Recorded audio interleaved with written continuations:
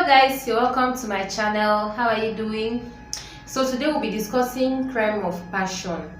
So there's a 33-year-old man based in Australia that was allegedly murdered by his ex-partner, by his former partner, 30-year-old Sarah Mush. This lady went to his house and doused him in petrol and set him on fire.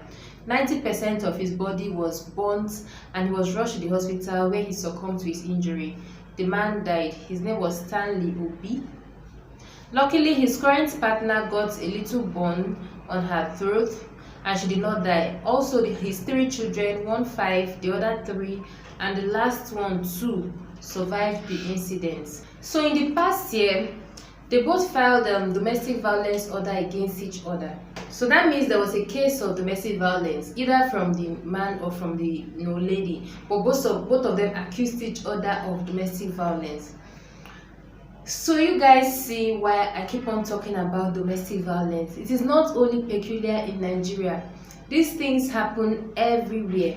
And this lady hated him enough to set him on fire. Like during the rage, when she was in fact, through the planning process to the execution process, there was no time her anger calmed down enough, to reconsider her action, to like, what I am doing, is it okay? Is it really worth it? She was so angry to the point that she thought about it, she planned it, she left her home, she went to the man's house. There was no time that she stepped back. She kept going until she executed her plan. She killed the man in a very, very horrible way. So this story has also happened in Nigeria on several occasions. We have women pouring their men with hot oil, or men burning their women. I think there was a recent one at Aba. This one happened last month or 2 months ago. This lady found out that the man was getting married to another woman, and she went, poured this man with petrol and lit him on fire. Then the man held him when he was lit on fire, and both of them were severely burnt. Both of them died. So what really happens in the relationship that will make you so angry to the point of killing? Like your anger is leading you to a point where you want to kill your former lover, your former love interest. So I keep saying this. In relationships, some of us give too much, that when the relationship ends, you feel like you're being cheated, you feel like you are being used, you now want to take revenge. Let me tell you something. Whatever you did for a man in a relationship, whether marriage or both of you were dating and you decided to make sacrifices for the man, it is on you, because you are an adult. You made those decisions. You sat down and you decided to take those actions. You made those decisions to do whatever you did for the man. A lot of you will say, after everything I have done, after what I did for you, I gave you my this, even if you gave him your kidney, even if you gave him your heart, you decided to do that out of the love you had for him at that particular time. So why do we now feel that because you love somebody, that means you own the person? The person must do exactly how the person must be faithful to you. I'm not saying, see, don't get me wrong, I'm not saying that your love interest should not be faithful to you. These are basic requirements, but the fact that you love him doesn't mean he's obliged. It's not a must. If he does, if he's faithful to you, it's out of his own volition. And if he decides not to be faithful to you, it doesn't mean you should kill him. We should just start discouraging this notion of you owning human being. That's how we hear of things like, if I can't get you, nobody else can. Why? What is the meaning of that? If I cannot get you, nobody else can. If I cannot have you, nobody else can have you. And that is why when you break up with somebody, you're not afraid of your own life. People outgrow each other. Relationship change. In fact, change is the most constant thing on earth. That person that you so much love, tomorrow might not be in love with you. But even if you're in love with that person, the person can decide to walk away. Doesn't mean you will go and kill him because of the things you sacrificed for him. Did he force you to sacrifice those things? I know a lot of people are going to hate me right now. Okay, you gave him your life savings. Did he force you? You went to do abortion. Did he force you? Whatever you did for him, you gave him your kidney, you gave him your heart. You made sacrifice. Yes, you did those things. Yes, I know you people are going to hate me right now. You did those things. Doesn't mean you go and kill him because he said he does not want again. So human beings are human beings. And when I was reading this post on Facebook, I saw that some people were, even supporting what the woman did. Like, some men deserve this, some men deserve this. Abba, it's not fair. Do you think of his family? When people are committing this kind of gruesome murder, do you think of the mother, how the mother will feel? The children, the people that he cares about, the people he's providing for. So because he's in love with you now, that means that is, as in, I don't know how to put it for you guys to understand. Stop killing people because they no longer love you. Even you, are you lovable like that? Even if you did everything right, people can decide not to love you, and it's okay. Love is selfless. Love is not selfish. If he says he does not, you should love him enough to allow him to go. That means it's not for you.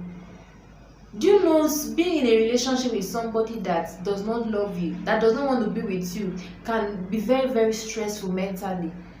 Can be very, very, like, you don't even want to be in a relationship with someone that does not love you. So let him go. A better person will come to you. Like, have that kind of mentality. Don't feel that since he's going, then it's over for you, and then you decide to go and kill him or do something. There was a case in Lagos. In Abuja, sorry, these people, they divorced each other. They were in the process of divorcing, and this man went to his former wife, his wife's house. They were not yet divorced, and used iron to break her leg. Up till today, she cannot walk. She has been paralyzed. Why? Because she decided to leave a marriage. A lot of people mistake obsession for love, dependency for love. These things are not love. They are not love. Why do you think that because you love somebody and the person left you, you have to leave your house to go and break her leg, to go and pour him petrol, to go and lit him on fire, but because your husband cheated on you, you now carry hot oil and bath him? I don't know how to say this, but it is totally unacceptable. It's unacceptable. Forgiveness is actually a selfish act, because when you forgive, you're helping yourself, not even the other person. So let us learn to forgive. Let us learn to forgive these people that you feel they hurt you so much, and let them go. Let them go, because when you commit these crimes, apart from the fact that you have destroyed the life of another person, you're also destroying your life. You're not giving yourself second chance. I have seen people that, after a very horrible relationship, they get into the most beautiful relationship ever. In fact, they will start thanking the other person for leaving them. If you did not leave me, I wouldn't have met this person. Haven't you heard of stories like that?